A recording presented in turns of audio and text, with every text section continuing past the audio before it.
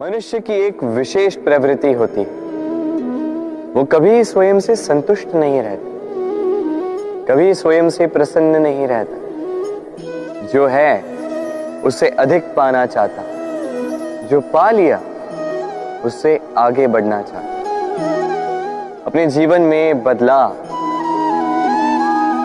परिवर्तन लाना चाहता। और ये प्रवृत्ति संसार में सबसे महान है,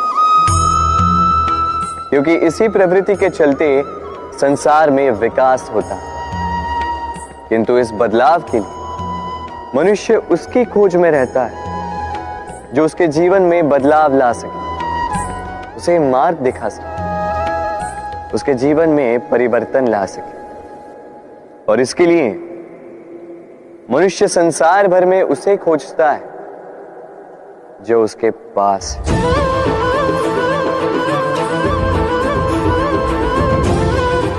बताइए कौन? यदि कोई आपका जीवन बदल सकता है तो दर्पण देखिए। वो आप स्वयं है जो आपका जीवन बदल सकते हैं। वो आप स्वयं है जो स्वयं को मार्ग दिखा सकते हैं, जीवन में बदलाव ला सकते हैं, परिवर्तन ला सकते हैं। इसलिए पहचानिए अपनी भीतर की शक्ति को और विश्वास कीजिए कि इस संसार में आपसे अधिक शक्तिशाली और कोई नहीं। जीवन बदल जाएगा और अंधविश्वास का नहीं, आत्मविश्वास का हाथ थामिए। आपकी समस्याएं स्वतः दूर हो जाएंगी। मन बड़ी ही विचित्र कृति है। ये मन शरीर के किस अंग में बसता है कोई नहीं जानता, किंतु संपूर्ण शरीर इस मन की इच्छा साकार करने के लिए प्रयास करता रहता है। अब यदि मन कुछ खाने का करे तो व्यक्ति उसकी वनों उपवनों की इच्छा साकार करने का माध्यम ढूंढता रहता है।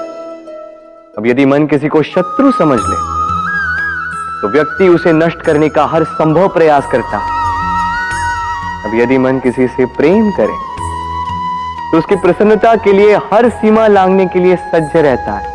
परंतु जीवन सुखद हो इसके लिए आवश्यक है कि मन खाली हो। इस बांसुरी की भांति भीतर कुछ भी नहीं, न राग है न द्वेष, तब भी तार छेड़ने पर स्वर निकलता है। इसी प्रकार मन को भी भावनाओं से मुक्त रखना आवश्यक है। स्मरण रखिए, मन में कुछ भर के जियोगे तो मन भर के जी नहीं पाओगे। भूल और मनुष्य, इन दोनों का संबंध कुछ वैसा है जैसा पंख और चिड़िया का, जैसा धारा और नदिया का। यदि भूल मनुष्य के स्वभाव का इतना महत्वपूर्ण अंग है तो आप सोचिए, इस पर लज्जा क्यों? इस पर लज्जा करना ठीक है ही नहीं। वैसे देखा जाए तो भूल हमें स्वयं को और श्रेष्ठ बनाने का अवसर देती है, पहले से अच्छा प्रदर्शन करने की प्रेरणा देती है। अब कदाचित आप में से कुछ इस बात से सहमत नहीं हो, क्योंकि बहुतों की दृष्टि में भूल दोष को जन्म देती, दोष अपराध को, और अपराध के लिए क्षमा नहीं दंड मिलना चाहिए। किंतु क्या आपने कभी सोचा है कि ऐसा क्यों होता है? क्या कारण है इसका? इसका कारण है भूल स्वीकार करने से बचना। यदि आप कोई भूल करोगे और उसे स्वीकारोगे नहीं तो वो भूल दोष में बदल जाएगी और वो दोष अपराध। तो साहस रखिए, अपनी भूल को स्वीकार करना अपनी भूल को सुधारने की दिशा में सबसे पहला कदम होता है। और स्मरण रखिएगा, यदि कुछ अपराध है तो वो है समय पे अपनी भूल ना स्वीकार। हमारा शरीर प्रकृति की सर्वोत्तम रचना है। जो अंग, जो तत्व हमें मिले उन सब का अपना अपना एक संदेश है। दो आंखें दी हैं देखने के लिए, दो कान दिए हैं सुनने के लिए, नथुने भी दो, दो हाथ दिए हैं दोहरा परिश्रम करने के लिए, किंतु जीव केवल एक। उस पर भी नुकीले बलिष्ठ दांत दिए उनकी रक्षा के लिए। कभी सोचा है क्यों?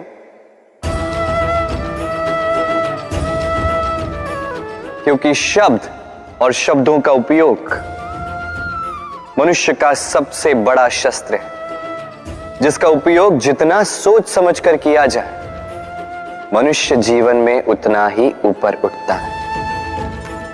तो समझे ना? देखो, सुनो, समझो अधिक, बोलो कम। मनुष्य का स्वभाव है कमाना, संग्रह करना, फिर चाहे वो धन हो, नाते हो, संबंध हो या हो प्रसन्नता। परंतु क्या आपने कभी सोचा है, नियति ने यह संग्रह करने की प्रकृति मनुष्य में क्यों डाली? एक बीज से पौधा पनपता है, उसके भोजन से फल संग्रहित होता है। क्यों? इसलिए ताकि वृक्ष उसे स्वयं खा सके? नहीं, बल्कि इसलिए ताकि वो भूखे जीवों में बांट सके। अब आप पूछेंगे कि इसमें वृक्ष का क्या लाभ? लाभ है, क्योंकि जो बांटता है वो मिटता नहीं। जो फल ये जीव खाते हैं वो उसके बीजों को वातावरण में बिखेर देते हैं, जिससे जन्म लेते हैं नए वृक्ष। उसकी जाति, उसका गुण, उसकी मिठास अमर हो जाती है। इसलिए स्मरण रखिएगा, अमीर होने के लिए एक एक क्षण संग्रह करना पड़ता है, किंतु अमर बनने के लिए एक एक कण बांटना पड़ता है। कभी बरगद के वृक्ष को देखा है? कितना विशाल होता है। कभी कभी भय लगता है कि इन भारी डालों का बोझ ये तना सह भी पाएगा या नहीं। भय लगता है कि कहीं ये वृक्ष टूट कर ना गिर जाए, किंतु नहीं। समय पड़ने पर शाखाओं से निकलने वाली ये बेलें धरती की ओर बढ़ती और फिर स्वयं जड़ बनकर इस वृक्ष को सहारा देती। इसी प्रकार जो परोपकार करते हैं, सत्कर्म करते हैं, उन्हें स्वयं के लिए चिंतित होने की आवश्यकता ही नहीं, क्योंकि उनके कर्म ढाल बनकर उनकी रक्षा करते हैं।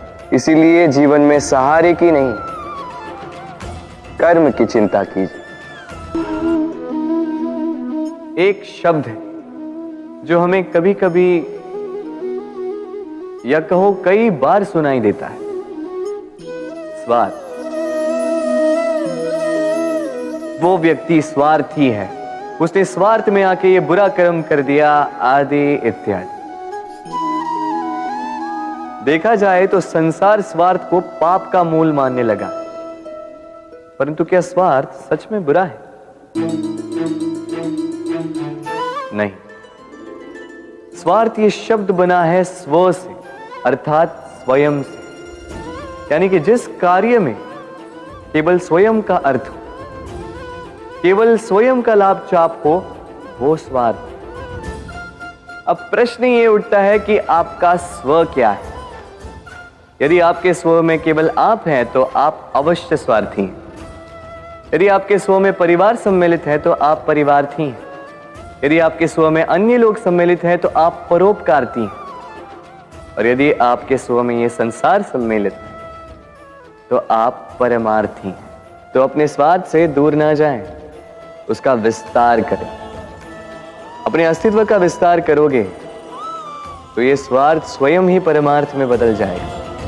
आप इस संसार में ऐसे कई लोगों को जानते होंगे जिन्हें आप स्वार्थी मानते हैं, जो आवश्यकता पड़ने पर ही आपको स्मरण करते हैं, किंतु जैसे ही उनकी आपके सहायता की आवश्यकता पड़ती है, हाथ जोड़कर आपके सामने सज्ज रहते। बड़ा क्रोध आता है ना इन पर, मन खिन्न हो जाता, मन से ये स्वर निकलता है कि इस व्यक्ति की सहायता ना करें। ऐसा कभी मत कीजिए।